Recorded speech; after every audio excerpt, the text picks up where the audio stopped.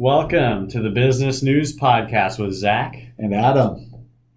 This is the new thing. This is a new thing. This is what, season 4? This is season 4. First, we were iBest Radio. That was the original. That was the original. Then what did we convert ourselves into? Youth School for Business. Youth School for Business. And that, so season 3.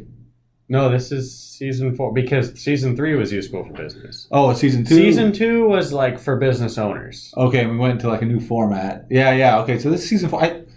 I think this is going to be the last thing we're going to do. We got to stick with this one. This is going to be... This is it. This is what it's all been driving. It's all been climaxing towards this. Yeah, it's all been coming towards this, and it's finally come to fruition. And for the benefit of our listeners, they're going to love this. So the format now is we pick 5 of the past week's craziest, most intriguing. This first article, I'm just thinking, like, groundbreaking. Like this first article, we're going to be talking about businesses. It's not really that crazy. If you're like a business owner, I don't know how much this particular first article is going to help you, but I guarantee you there will be at least one article. But here's what I like. Here's what I like about these articles that you chose this week. So Zach's the curator of these articles. I curate them. He curates. It's like a museum, but for business news. But for business articles, I do think all 5 articles though do give a jumping board to talk about some pretty interesting stuff. Oh, so yeah. I think you did a good job. They're conversation starters. I think you did a good job picking these articles, and hopefully for our listeners that are going to tune into this, let's see. I'm hoping this podcast will be interesting. Check 1. You'll get to hear about some current events. 2. Thought-provoking. 4. I think we're 4. I've got no additional adjectives for that. I'm looking to count the number of fingers. 3. I have 2 that are not being held back. 3. So that's yep. 3. So then, did I already say thought-provoking? You said that was number 3. Funny. And I want to say intelligent. I think, man, you the big 5. So the big 5. So you chose a couple of articles from Harvard Business Review. So that doesn't. They bet if they're not smart, who is? Dude, those articles are pretty smart. They use the word degrowth.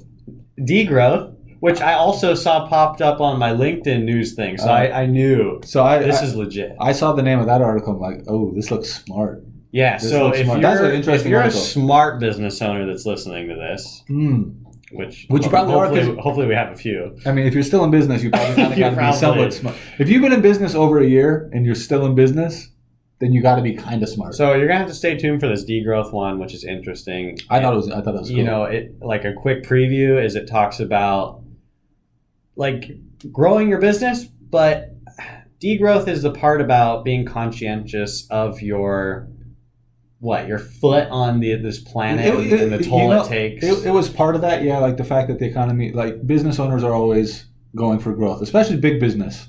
It's always going for growth. So yeah, like you said, that has an impact on the economy, but I'm starting to think of things like huge storage facilities. How much more stuff can we produce and sell to people? There's a limit. That's a good question. Right? And also with platforms like Airbnb and Uber, there's a use for existing resources. There's businesses in existing resources that don't require you to constantly be dumping more crap on the public. And one of the things we're going to be talking about is Apple. So there's a good example of a company that's just always growing. But their iPhone business, the driver of their growth is starting to slow down, and they're starting to try to introduce other things that are more platform-oriented. So the takeaway I took from that degrowth article, and we'll get to it, is that business owners maybe need to stop thinking about growing their core business and start becoming more like platforms for using existing resources within their industry. So I thought that was pretty cool. But anyways. Yeah. All right. Well, we can kick it off with the first article. So tell us about this first article. The title of this article, you might want to sit down if you're not already sitting. Tioga's tiny buildings transition small business owners. Sure, and I thought this was really good because it talks about that bustling metropolis of business activity. That is Tioga. That is Tioga, North Dakota. I just want to shout out Alicia Tanner for this piece. Wow. So basically what it looks like, if you can find this article online, it's Tioga's tiny buildings transition small business owners. It looks like, have you ever been to Lowe's or Home Depot? And stand off to the side. They sell the pre-built sheds. I'll take all the pre-built sheds. Oh yeah. So when we go to Lowe's, my kids always want to like run over and like go inside the sheds. Yeah, pretend they live in and it. just all that check jazz. them out. And so basically, what the town of Tioga, North Dakota. Oh, that's how you say it, Tioga. What'd you say? Tioga? It might be Tioga. Sounds like a biome. Yeah, the bustling metropolis. Although it's probably a pretty cool little town. I like little towns. So what's the gist of this whole thing? So the deal is there's a lot of people working in their houses. Right. Startups especially. But they're calling them micro businesses. Like, well, we're in accounting, so there's a lot of bookkeepers who work out of their house. Yeah. Or people maybe who do art, like who do handmade crafts.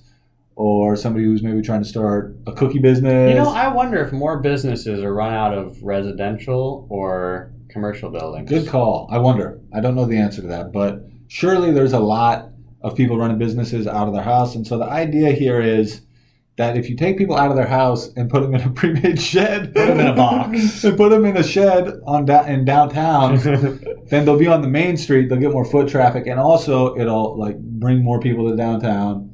And it will help these micro businesses get more exposure, and it'll generally be good for business and good for the economy.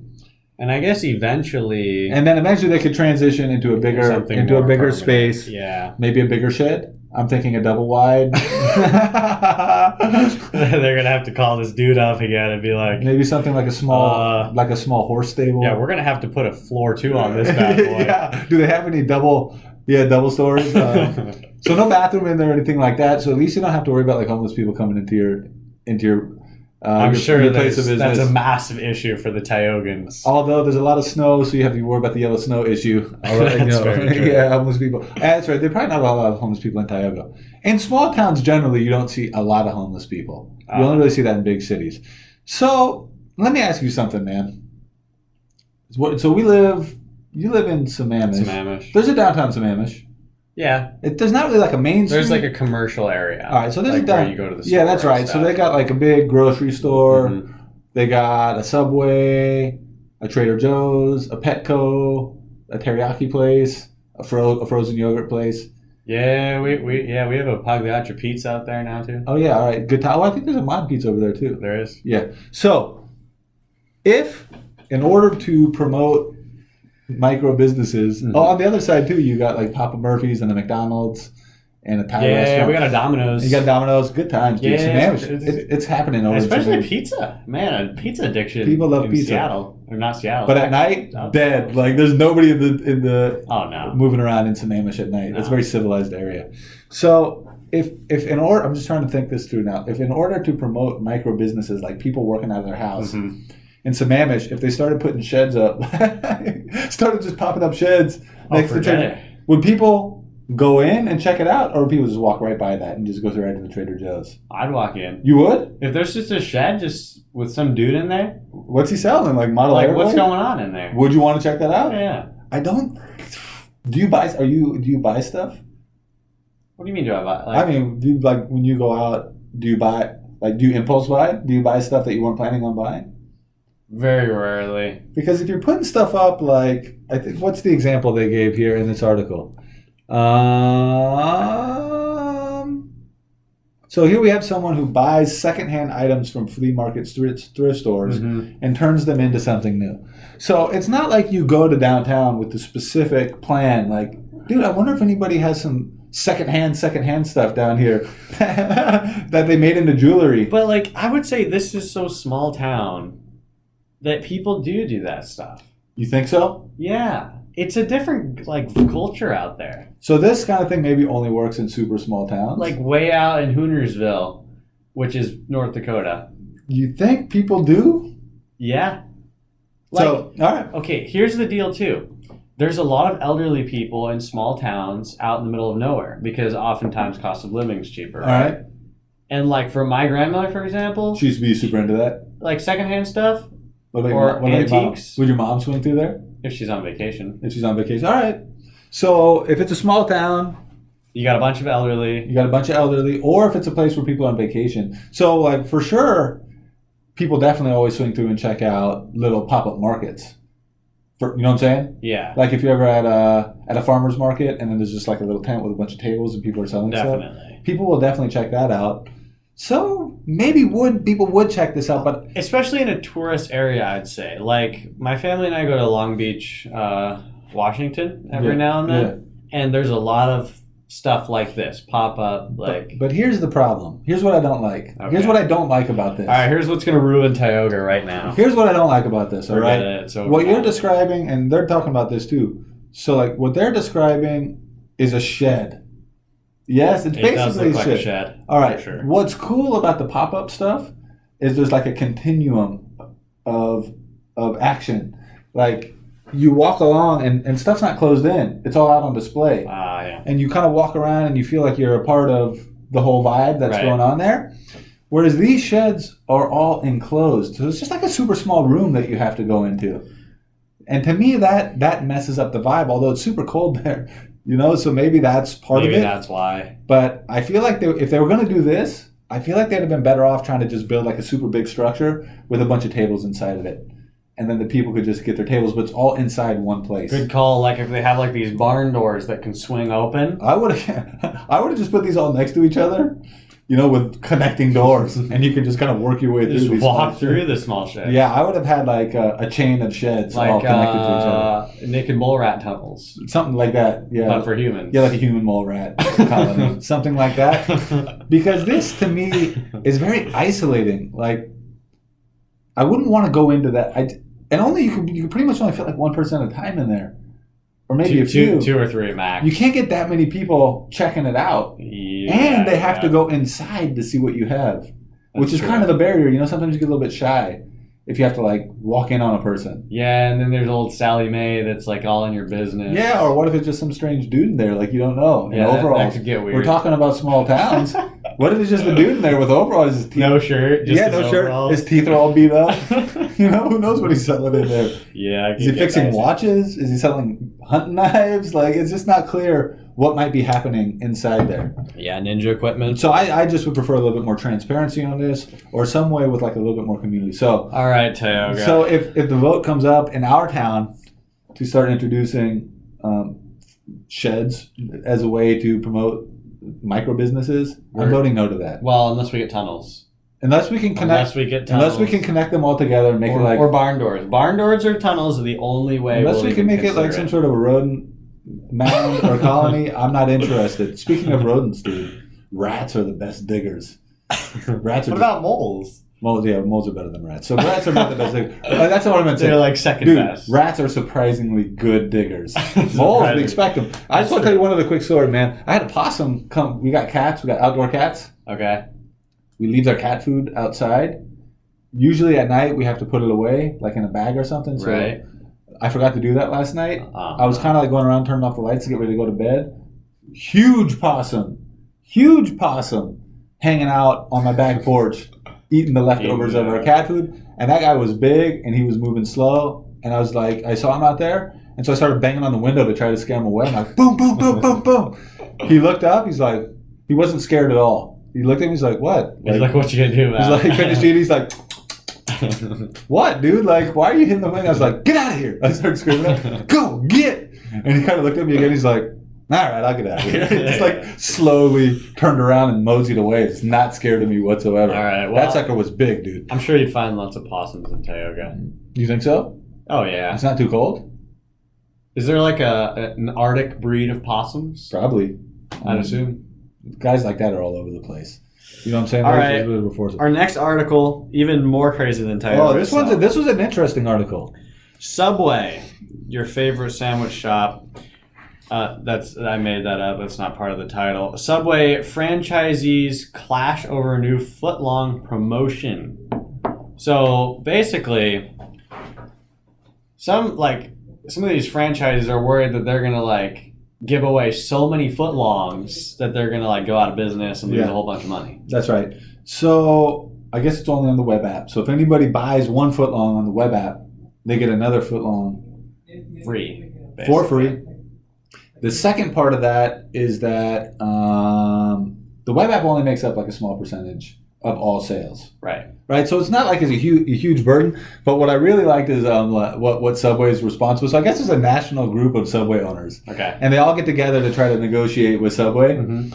And the national group said, we don't like this because we might have to give away a whole bunch of Subways. Probably in their agreement, they're forced to just accept any promotions that Subway corporate decides to put out. Part of the franchise. Yeah, it's part of the franchise. Like we do promotions and you have to honor them. Okay. Right, and so the national association of Subway owners is like, we don't like this. This could be harmful to our business. And Subway's response is like, yeah, we don't care. Yeah, we're not reimbursing you. They're basically, yeah, no. They're like, no, we're doing it, and you will honor it. And if you don't like it, then I don't know.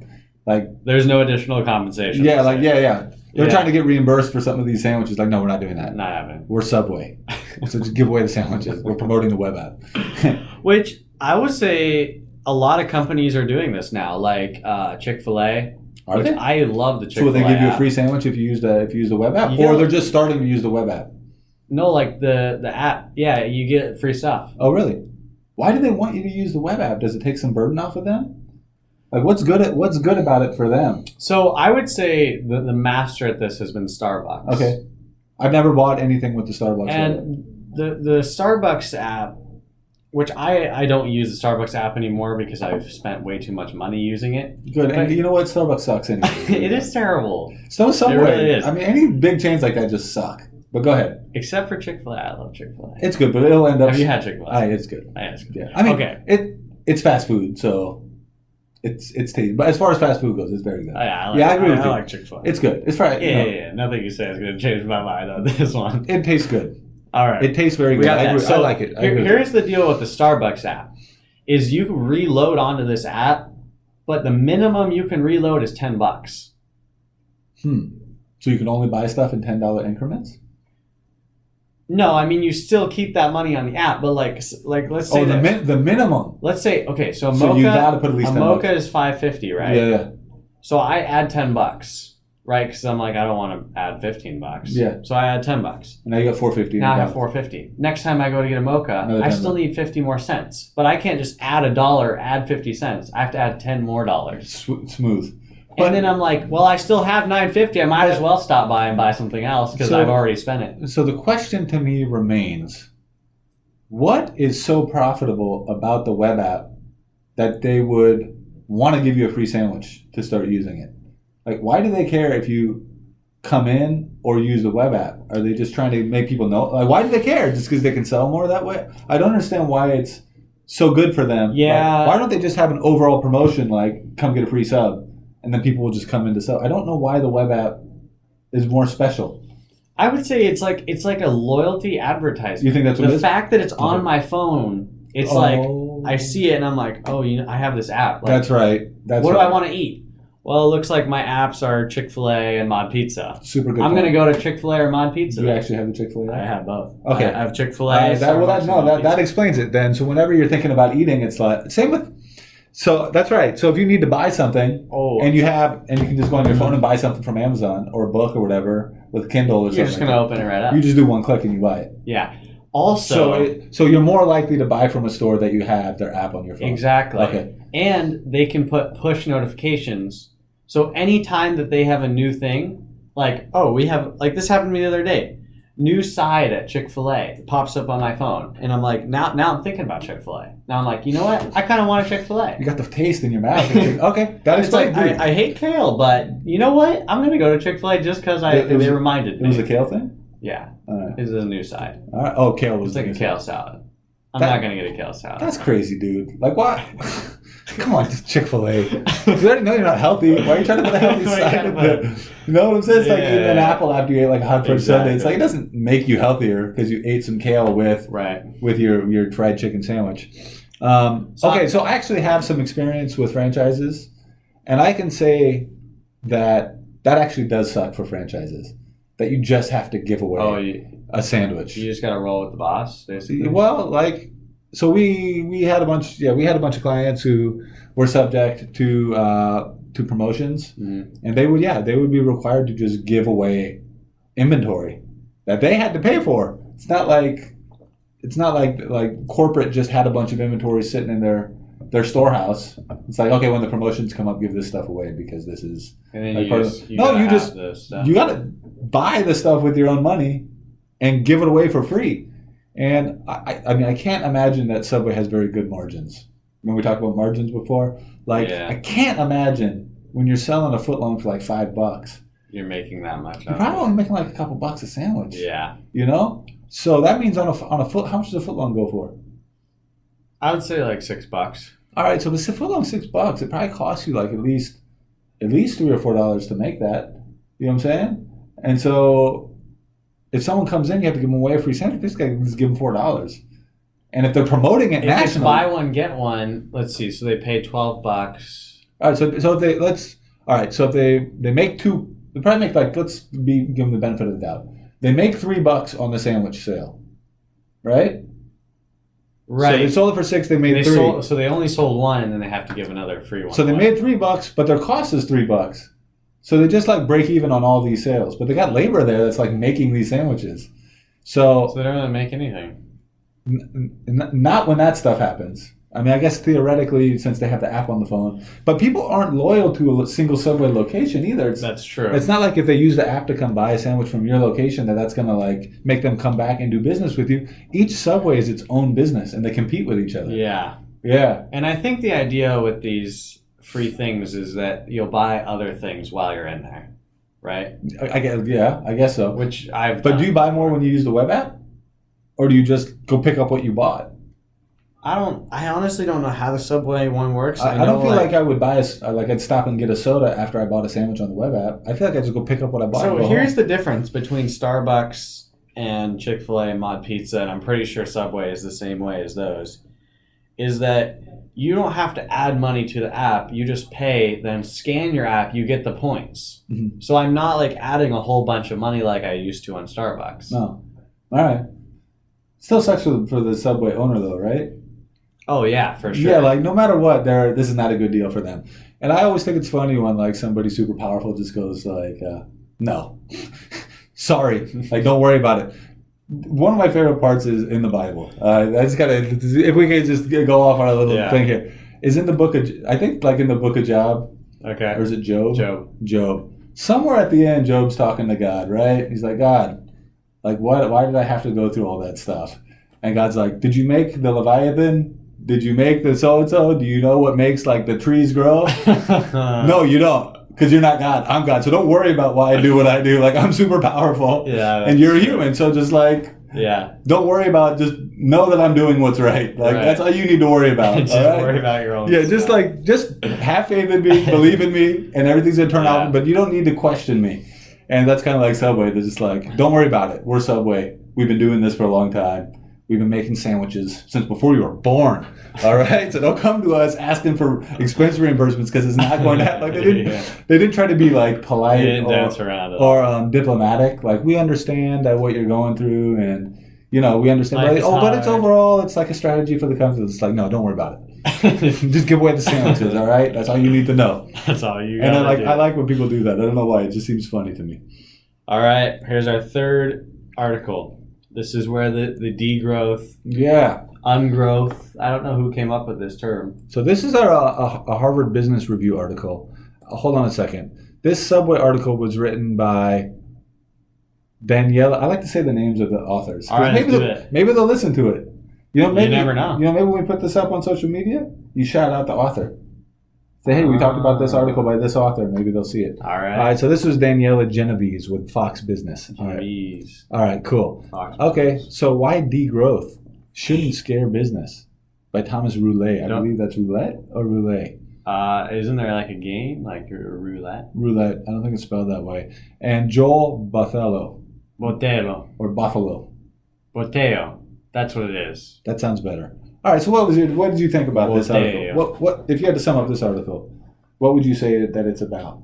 So the way I took it was, I mostly picked up the part about the being conscientious of how your business has an impact on the environment. Yeah.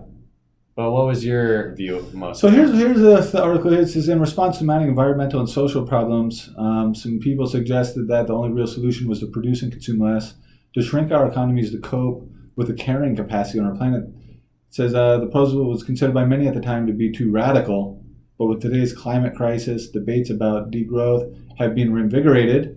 And then it says, there's a bunch of famous guys like Noam Chomsky, Yanis Varoufakis, etc., that support the idea. But then it goes on to say, for others, though, especially business leaders, the growth is completely unthinkable, not least because of the anti-capitalist and anti-consumerist roots of the term. So I just want to go ahead and say this.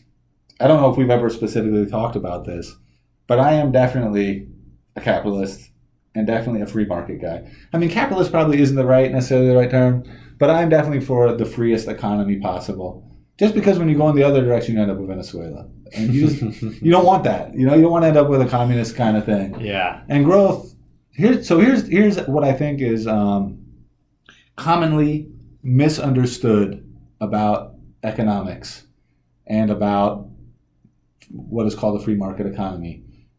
The people that are in charge of a free market economy are the consumers. Consumers rule everything. Businesses, they choose what succeeds. Yeah, like people you mentioned like in Sammamish there's all these pizza restaurants. Mm-hmm. Is that because there's a big pizza conspiracy and these guys are rigging the economy to force pizza on you? Or is it just because people love pizza because pizza is awesome?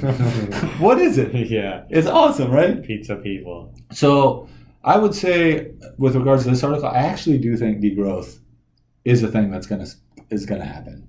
I do think there's already movements towards that. I would say like there's way more secondhand stores than when I was a kid. Yeah. You know what I'm saying? Like I don't remember seeing so many thrift stores before. It's because clothing companies for a super long time made too many clothes and people bought too many clothes and now they got too many clothes.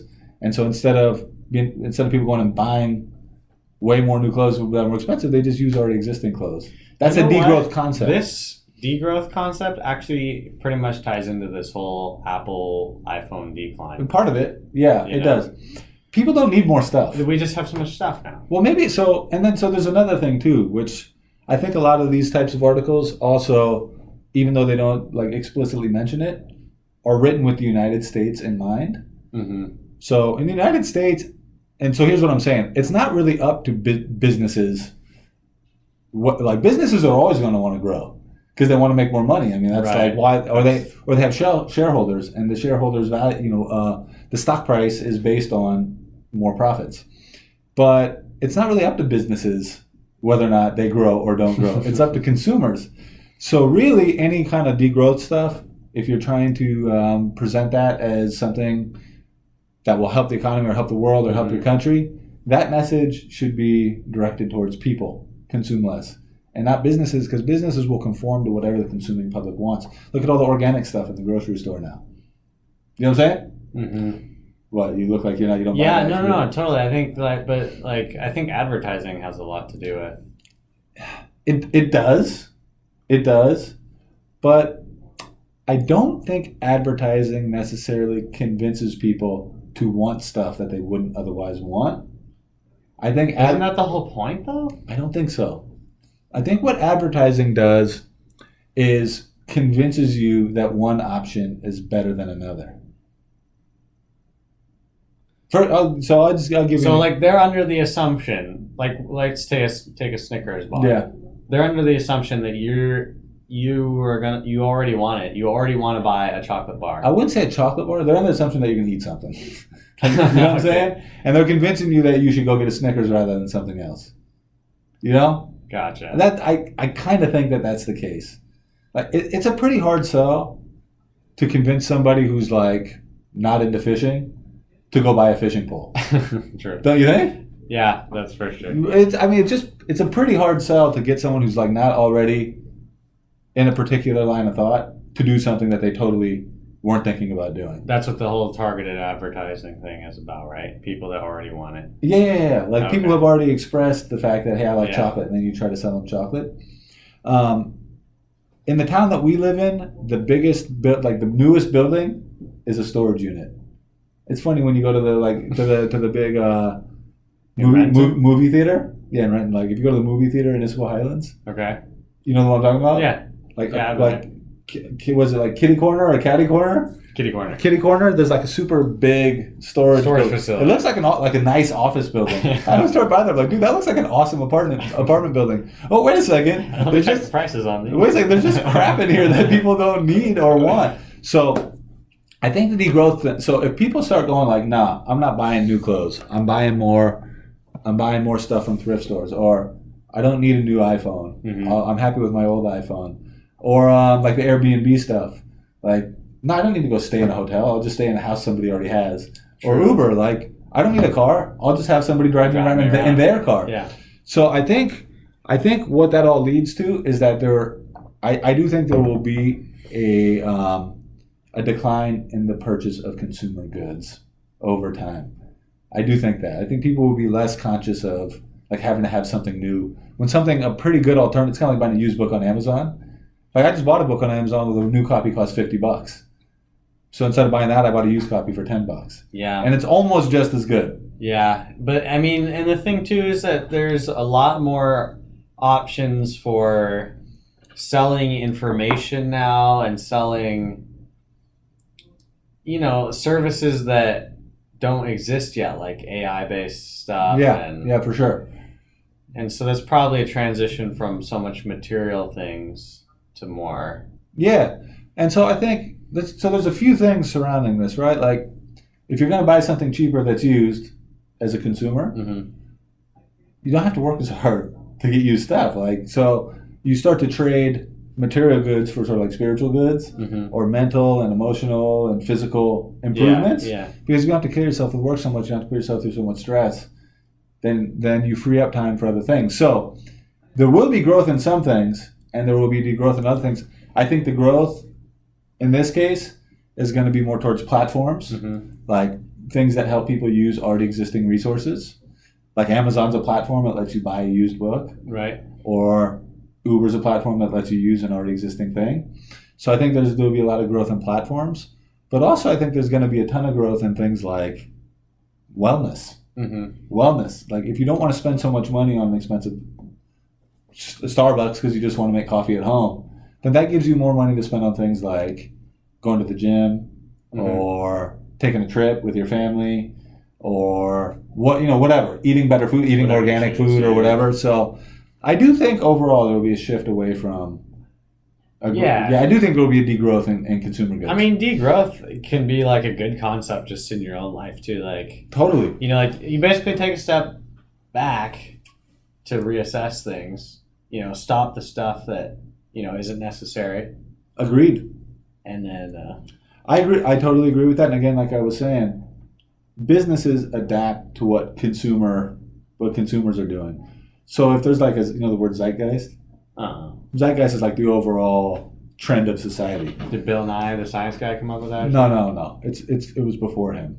Are you just saying Bill Nye because Nye rhymes with Zai and the word zeitgeist? I don't know. It just popped in my head. So if the overall zeitgeist, like if the overall sort of general idea in the world and in society, mm-hmm. is for degrowth, then degrowth there will be, and then businesses have to change their operation. Regrowth. Or not degrowth, but just sort of like a different type of growth. Like growth. Why are you saying growth like that? In a weird way.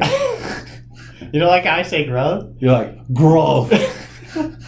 Why are you saying it like that, dude? Does it bother you as much as pupil? It just is. You just sometimes will say a word in a weird way. I don't know if you're doing it on purpose or an accident, but it sounds like it was an accident based on the fact you're turning kind of red. But so I do. I think degrowth's a good thing, and I'm a capitalist, free market guy. So generally, I don't think the government should step in and try to tell businesses what to do. But as an overall human philosophy, I think degrowth is actually good for the world. Less consumerism is good for the world, and then businesses will just have to adapt to that. I like the degrowth and regrowth. I agree with it. Yeah, I agree with it. Growth.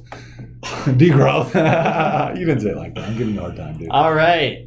Apple's iPhone business, which is honestly what has made Apple. I mean, obviously it started up with the Mac. Yeah. But dude, I didn't realize how big Apple is. I never have thought about that. I don't follow Apple. I don't have an iPhone. Apple's a huge company. Massive. 250 $30 billion a year in sales? That's outrageous, dude. Yeah, they're valued at like over $1 trillion. How do they sell? Who do they sell $213 billion worth of stuff to every year? Like, I don't get it. Like, you go on. So I have had my same, crappy phone. I don't even. What kind of phone is this? ZTE Blade Max or something. What's a ZTE? What's the brand ZTE? Same one as my mom has. That's why I know it. Is it a brand? ZTE, I believe, is the brand. All right. Why do you go? So how often do you buy a new phone? Probably every 3 years. Okay. So 216 billion every year? Yeah, no wonder they're having a hard time growing. Like, who else is there to buy a phone every single year, or do tons of people just go buy new phones every year? I think for the past, I don't know, decade, people have been in the mindset where you get a new phone each year. Really? Because they buy a contract. Okay. With Verizon, whatever. And each year, so they pay monthly for their phone, like $30, $35, in addition to their plan. And they get to use that phone until the next year, and then they get to upgrade. But they have to buy the new phone? Or does the extra money that they're paying kind of go as like a credit? They basically turn their old phone in, and it's like, yeah. And then you just continue paying. So you're just basically leasing the phone? You're leasing the phone. Really? And then what do they do with the old phones? Who knows? Just sell them on Craigslist? I have no idea. What if Apple's just selling all their old phones on Craigslist? I wonder what they do with all those old phones, man. My thought is that there's been there's less people that do that now. So people just hold on to their phone for years now.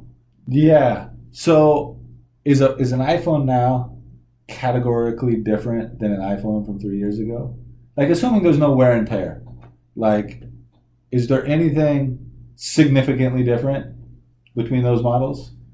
Before you answer that, think about this, all right? So a 2021 car it might have some new features and stuff, but it isn't categorically different from a car made in 2001. True. I mean, you just drive. It's just a car that you drive, right? No, this thing. So when was It's not like it's self-driving. So when it could be, I guess. So when a self-driving car actually happens, it's fully self-driving. That's like a categorical leap. Like it's a whole new type of thing. Whole level. Is iPhone like categorically different over 5 years? Not really. No. So I think ever since like a phone you could take that connect, ever since you could go on the internet on your phone and basically like film videos and take pictures with it, it pretty much hasn't changed. Yeah. The only thing is just the hardware's gotten better. Some of the software's gotten better. So like I still drive a beat up old Toyota. Yeah. Because I don't drive very far. I was looking at it. Yeah, it sucks. It's not a good car. I'm buying a van in the next couple of months. Wow. Yeah, I'm gonna be buying a van. We've got 3 kids, dude, so I gotta buy a van. But so like one thing that has always baffled me, but the car, even though it's kind of ugly, and it, maybe doesn't run as well as a new car, but it still basically does what a car needs to do. Exactly. Like I put gas in it, I turn it on. It does its thing. And it drives me from here to there. So one thing that's always baffled me about phones and also about cars, like when you drive by like a car dealership and they got so many cars. Who is buying all these cars? There's so many. Have you noticed that? There is. Like, how could they sell all those cars? It's true. There's a bajillion of them. Yeah. But weird. Like, do the car dealerships have to buy all those cars and hold them as inventory, or are they just there on consignment? I would like to know: are they just there on consignment? But anyway, so in this article about Apple, one thing you notice is they're trying to grow their services business, which is the platform part of the business. So right. One thing that's really cool about Apple. So I don't see any categorical differences in their phones, but one thing that's is very cool about Apple is all your devices connect. So have you noticed that? Yeah. Did you know that? So my wife's got the ecosystem. The ecosystem is awesome. But that's the platform, right? Yeah. Like you don't need a brand new phone to be on the platform. You could just use any old phone, but the ecosystem works. Mm-hmm. And the ecosystem is what's awesome. Also, have you ever done like the iPhone slideshow with your pictures, where they automatically put sentimental music to your pictures. Oh yeah. And also, they recognize the faces. Yeah. And so they do albums by face. Uh-huh. That stuff is awesome. Yeah, that's cool. But those are not. Again, those are all platform oriented. Those are all Right. services that sit on top of the physical items. Yeah, but you do have to buy their hardware. You to do get access to it. Yeah, you do have to buy the hardware, but you don't need the newest hardware. True. Like the hardware you buy today will work for the next 5 years. Yeah, and they also, I mean, they're getting Apple TV going. So I mean, stuff like that which is like a video service. Sure. So those is like content that you serve up, which you do pay for. Yeah. So that's probably like supplementing what they used to make from extra iPhone sales. I gotta say, man, do we really need another video streaming service? There's so many. You can't even. So now I go onto Netflix or whatever. I can't even find the thing I want to watch. There's too much. Like, what am I supposed to watch? I don't know. Do you have a hard time choosing what to watch? Not right now, because I have a whole bunch of shows. I've been doing Disney Plus almost exclusively. So what are you watching? Just all the Star Wars Clone stuff? Wars, yeah. We go on Disney Plus too, and it's cool, but I don't think we need more shows. I don't think that's so. You want to talk about degrowth? Like, do we need to keep making more and more and more shows? There's so many shows. I know. Yeah, honestly, I really. So I'm like going back to the other article, but it applies to this. I do think a degrowth movement is going to come underway. Like, there's too much. There's too much stuff. Too many distractions. Too much stuff. Yeah. But about Apple, like, man, I don't know how they grow their iPhone sales. I mean, they know way more about business than I do, obviously. Yeah. But how do you keep? Unless you're gonna. So we didn't talk about it on the other article. I didn't mention it, but that degrowth article also seemed like it had a specific United States slant. For sure. But there's a big world out there where people need more stuff. In the United States, we're saturated with stuff. Do you hear, so I would imagine a big part of their iPhone plans is to sell stuff to people in other Jeff countries. Bezos' trip to India? No, what happened? Well, he went to India, and he's like pouring in a boatload of money into the India market. Some people in India are like, why are you here? Go away. And then some people are like, yay, more money. Doesn't everybody like having stuff shipped to their house? Like, so my family's Peruvian, and when my brother-in-law comes, he loads up on a bunch of stuff from Amazon because it's so easy to get all that stuff and take it back to Peru with him. Yeah. In Peru, where he lives, he's in a small town in the mountains. Forget how you can get some shit back. He's got to he's got to go to the capital city to get a tablet. Like, it's not easy. So I think all the people who are rebelling against Amazon will fall into line once all they got to do is click a button on their phone and just have something show up at their house. Yeah. Yeah, that's a pretty slick thing to have happen. So I would imagine a lot of like iPhone's plans can't be to sell more phones to people in the U.S. You're gonna have to go somewhere else. You got to go other places. But eventually you'd run out anyways. I mean, but eventually, yeah. I'd say there's so many people in the world that would want to buy a phone. So then I guess the question is population, like, what? I don't know what the population growth is. It's growing fast. I don't know what the population growth is. But if population growth outstrips what you need the growth in your revenue to be, then I guess as long as human beings, like as long as the market keeps expanding, then you can keep selling people more stuff. And then eventually their old phones are gonna. But I don't think that's happening, dude, because based on the fact that people are putting, at least in the United States, based on the fact that thrift stores are popping up all over the place, people are putting tons of stuff in storage. Like, obviously, production has outstripped population growth. Yeah. And so the market is not growing faster. And there's some phone manufacturers that are like trying to make their phones more repairable, which is better for the environment. Longer lasting. Yep. So that also. So I got to, and there's big countries that have a ton of people that you don't even know about. Like, do you know about Indonesia? I don't know much about. There's hundreds of millions of people in Indonesia. Get them some iPhones, dude. Get some iPhones. You know what? Let them see the thing where they get the pictures and they put the sentimental music to it automatically. It recognizes my child's face, the phone, and then it puts like super sentimental music and it shows me like when he was a baby. And sometimes we'll do a video where it's like the baby crying, and it's got the music in the background, but the crying kind of is a little bit louder than the music. Very good. Very, very good. It's home. super heartwarming. So people need that all over the place. Yeah, That's good stuff. All right. So our final article here. Oh wait, who wrote the last one? Did we get the name? Sorry, dang it, dude. Don't want to open it up. Don't want to sell that person short. This would be Trefis Team. No, that can't be them. That's the contributor. The Trefis Team. Trefis Team. Yeah. On Forbes. Trefis has his own team. No. It says Trefis Team and Great Speculations. These are contributor groups. Oh, no. So you'd be shouting out a group of people. We're shouting out groups now. You know what? There was one other thing I wanted to say about this. It says Apple's iPhone business is expected to contribute $151 billion, or they have all these things where they're saying what they expect Apple's growth to be. How do they know? I was wondering that too. How do they know what they're going to... They must have interviewed some people at Apple, and Apple told them that. But how does Apple even know? Yeah, that's an excellent question. They expect it to be like 7.4%? Like, how can you expect that? And it's such a high number. Like, yeah, we'll probably get about $160 billion. Yeah, I think we're going to grow about like $95 trillion this year. It's going to be 14.137% growth. How do they do that? I don't know like how these people know. Yeah. So anyways, maybe they got some kind of sort of like a statistical analysis, but it seems like a pretty specific estimate. So our guy here, Mario Harek, he wrote... Oh, this is your second Harvard Business Review article. That's right.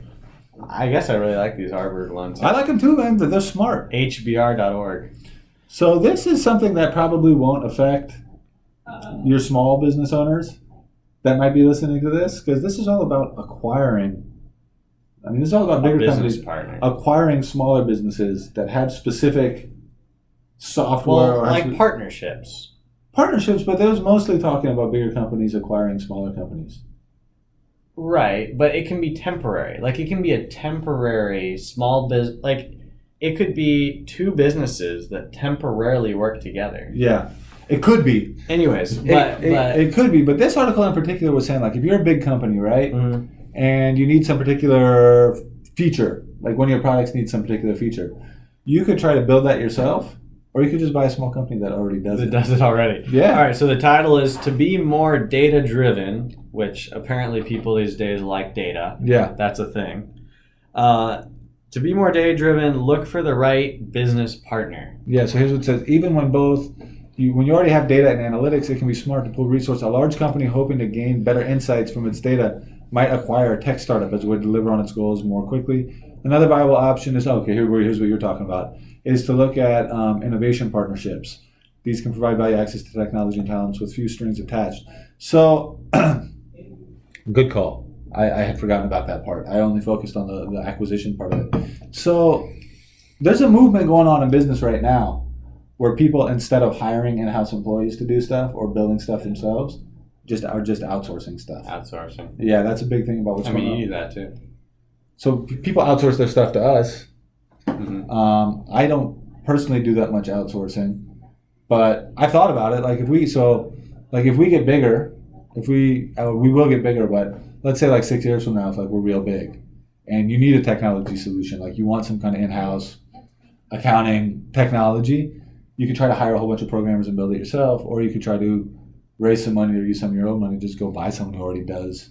We're looking for like, there's some real cool accounting tech companies. And so like in my daydreams, I think about, well, maybe someday we get big enough, I'll just buy that company. And then they'll just do that part of it, and then you won't have to keep hiring individuals because you have this great technology solution. I think about that sometimes. It's like buying a part for a machine. Yeah, so it's kind of like if you're a car. So, for example, car manufacturers notoriously don't make any of their own parts. True. They just team up with other companies that know how to make that specific part super well. They got the technology for it. And then they just assemble it. Interesting. Although Elon Musk is like the opposite of that.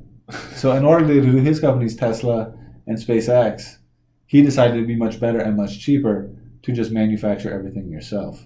Oh dear. So how do you know what to do? I don't know. Do you trust Harvard Business Review and their article? Yeah, Mario here. To be more data-driven, look for the right partner? I'm not sure, man. I'm not sure what to do. I know, for example, so here's a couple of thoughts on that. So if you buy a company, I think nowadays, if you buy a company, you're almost always going to overpay. I think you do overpay to buy it for the company. For the company, you buy more, you pay more than the company's worth. So I do think if you, but here's the upside to that: you pay more than the company's worth, but you already know what the output is. True. Like, so you're getting a sure thing.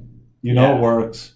You know there's like might be a market for it. It's already been tested. And it could be a lot of money to like build your own thing. And then it might not even work out. It might not work. So I guess there's a lot less risk in doing it this way, but I think the reward is higher if you build the asset yourself, because you probably spend less building the asset. You know what I'm saying? Yeah, and you probably learn a lot building it too. Yeah, you probably learn a lot building it, and you have more control over it. And you don't have to worry about like bringing other staff who maybe don't fit your culture and all that. So, but I liked all these articles, Zach. So before we wrap it up here, what's going on with you? What's going on in life generally? How's your family? Pretty good. Yeah? What's your dad up to? He's just trying to figure out what he should do about his work. He's not happy there? Well, his job is like it's harder to sell patios and stuff now. That's the degrowth thing, dude. People don't want to spend less money right now. So what's he thinking about doing? He might try and do like a loan officer. Okay. Is he thinking about staying in sales? Yeah, he'd like to. All right, dude. We got a sales position coming up. Okay, if he wants to apply, I'm being serious. All right. We're going to have a pretty good base, so it's not going to be commission only. We'll have a decent base. He has to work like nights and weekends right now, right? Yeah. All right, so you wouldn't have to work nights and weekends. But I'm not hiring the person though. It's the contract. Yeah, but if he wants to, that's kind of like a partnership thing, right? For sure, dude. That applies. So I suck at hiring people. I like everybody, dude. Remember I was telling you before, if anybody wants to sell something, they should just come sell to you. They should just come find me. I'll buy it. Yeah. I do. I buy stuff. I buy from people. I'm a buyer. And also, I think that's what makes me a good salesman. But also, I'm a hirer. Like I see, I hired you and Kobe. Like Kobe, I don't need Kobe. But I just hired him just because I like him and he's cool, and he told me some stuff that he might be able to do. So yeah, I have to bring in a consultant to do the hiring for me, because otherwise I'll just hire every single person who comes in. Right. And so I know that's a weakness that I have. All right. What about your mom and your sisters? How they're doing? They're good. Yeah. What are your sisters up to? Just school? They're driving school too. Oh, they're what? They're driving school. They're learning how to drive. Yeah. Are they going to be good drivers? I think so. Yeah. Yeah, they're doing pretty good. That's good. They're good people. Yeah. Let's see. On our side, I told you already I saw that possum last night. Right. So that was pretty exciting. It's pretty wild. My 1-year-old, he just officially turned 1. So he's cute. He's crawling around. He's standing up on a table. I like that. My middle son punches people all the time. He likes to box, dude. He comes over for me and he wants to like box with me. It's pretty fun, actually. That just boxes little boy. Yeah, he's pretty rugged though. And they're in the congregation there. They're practicing to do a little drama. Uh-huh. Are you gonna go to the thing? And I don't know. You don't think I'm talking about? I don't. You don't? There's like a show. I think it's in Everett this coming weekend. Okay. Oh, but I don't think you're in the congregations that are going to that. No. Because you're in Hindi. How's Hindi coming along? Good. I am really enjoying the learning. Can you speak some Hindi? Yeah. How hard is it to learn a new language? It's hard. Is it? Yeah, I've never really learned a new language because Spanish and English, You were in the congregation? Baby. Yeah. Well, my parents just taught me straight out of the gate, both of them. Spanish. All right, there you go. So I just kind of knew them. You just knew them, yeah. It's hard. So I learned Spanish as an adult, living in Peru, and also we speak Spanish in our house. But I don't know. It seems like an awful big journey to learn a whole new language. It is. Because it's really a journey. Because it takes you many years. Yeah. And how are the people in that Great. Indian people? It's really there's like 7. 7? Is it all Indian people? 25. Oh, and the rest are white people? Yeah. All right. That's cool. And how are the white people in there? Good. Standard white people. Standard. I wouldn't say so. Better than standard. I guess if like a group of people are self-selecting themselves to go learn Hindi, that already says something about the type of people that they are. Yeah. That they're like adventurous, intellectually curious. Right. Yeah, very cool people. I want to learn a language. Cool people, yeah. You know what language I want to learn, man? What? I know we're going off topic, but I felt like talking about it. Okay. All right. I want to learn French. Okay. I want to learn French. I'm going to tell you why. Because a bunch of Africans speak French. Because a large yes. part of Africa was colonized by France. True. And I really like African people. That's a group of people that I really like a lot. I remember once when I was in New York, I had an African taxi driver drive me from the airport to someplace in Brooklyn. Okay. And I liked that guy. That guy was interesting. He spoke three languages. No, 4 languages. All these guys speak like 4 or 5 languages. Do the people in Hindi congregation speak like at least 3 languages? Yeah. The cool thing about like Indian people is they're like Europeans in the sense that they know at least 3 languages. I like that. They know their state language. They often know Hindi, English. That's 3 straight out of the gate. Yeah. Not more. I really like that. Yeah. That's a very It's cool good. feature. Yeah. It's good. And Africans are like that too. They will usually speak Swahili, or at least, the Africans I've met. Swahili, which is like the general African language, kind of like Hindi. Mm-hmm. And then whatever they speak locally, and then French or English. But the guys who live in the United States will speak like 4 languages. And then I met one dude in the bank at BECU, which is a credit union. Shout out to BECU. All right, BECU, even though you're... I actually do like BECU myself. Online banking kind of sucks. I don't appreciate that. You don't like have you used the app?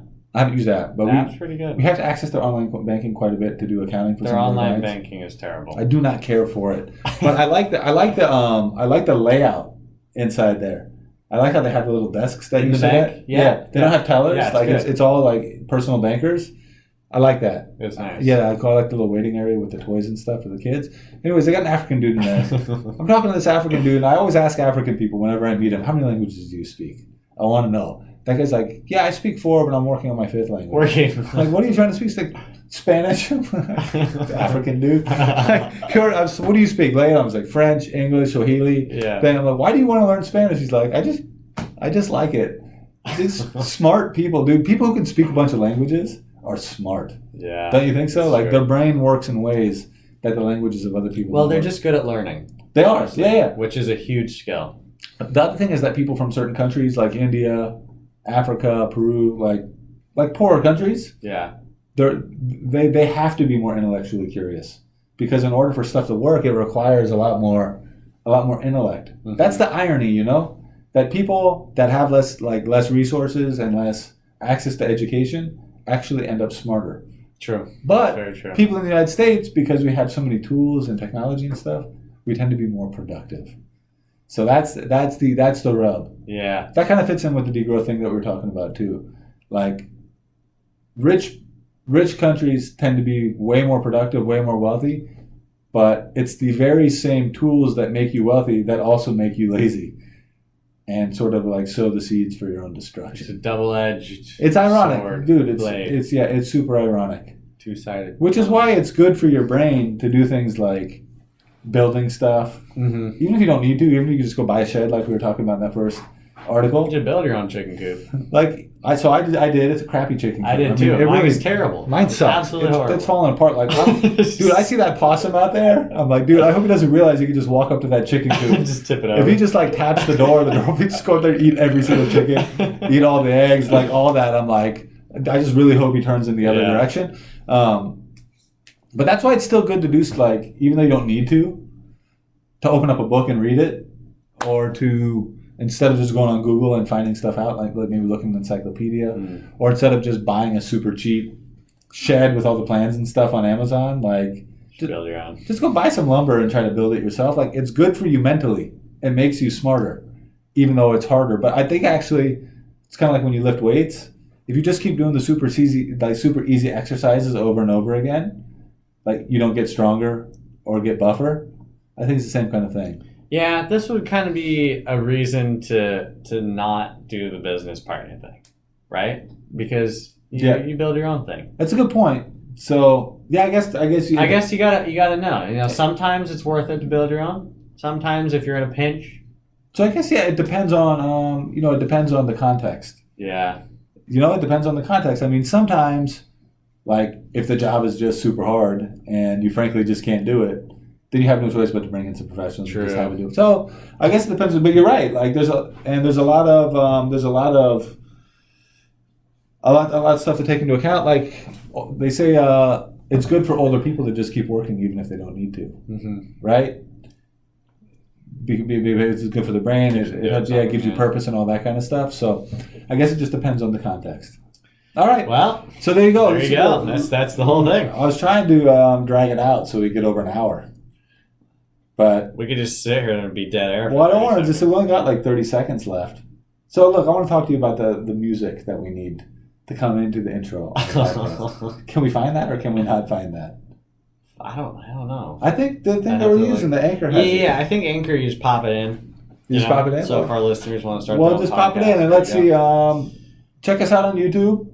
With the video we have on YouTube, we'll be putting 1-minute snippets on LinkedIn. Subscribe to the podcast. How do you subscribe to the podcast if people listen to this? So if you go to Anchor and then type in Business News Podcast. Yeah, well, the link will be here. I mean, if you find it, wherever you find it, the link will be there of how you can subscribe. All right. Subscribe to the podcast. Why not? There you go. You don't have to listen to it. If you use Apple Podcasts or Spotify, which most people use one of those platforms, just look up the Business News Podcast. The Business Nude Podcast. I can't say the name. It's the second time you started it. You know what a Freudian slip is? It's where you say something that's actually in your mind, but you're not supposed to say it, but you let it slip out. Okay, let me try this again. We're going to be looking at naked pictures of business people and talking about it on the Business Nude Podcast. The Business News with a Z. Yeah. No, just an S. Yeah. Podcast. That's what it's going to be. So just look it up wherever. You look it up, you subscribe. So you can subscribe right on Spotify, Apple Podcasts. All right, yeah, subscribe. They're only going to get better. You don't have to listen to them, but at least you'll know when a new one comes out. That's going to be the real deal. Season 5, Business Nude Podcasts. Is it season 5? No, this is season 4. Yeah, we're going to be looking at naked pictures of famous business people and talking about it. We're not going to do that. Not doing that. I don't want to do that, and that would be the weirdest podcast ever. All right. Have a good, man. Zip it up and zip it out.